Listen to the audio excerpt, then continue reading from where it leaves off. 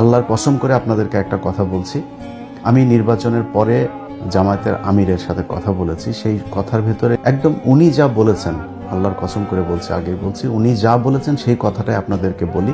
ওনার মুখ দিয়ে বললে হয়তো আপনাদের বিশ্বাস নাও হতে পারত। আমি ওনাকে জিজ্ঞেস করেছিলাম যে আপনারা নির্বাচনের দিন যখন সন্ধ্যার পরে বিভিন্ন কেন্দ্রে ভোট গণনা শুরু হওয়ার পরে আমরা প্রথম দিকে দেখলাম যে সবগুলো আসনে সবগুলো কেন্দ্রের ভোট যখন ফলাফল প্রকাশ হচ্ছে তখন দেখা যাচ্ছে যে দাঁড়িপাল্লার ভোট বেশি। হঠাৎ করে বিভিন্ন জায়গায় ভোট গণনা বন্ধ হয়ে গেল।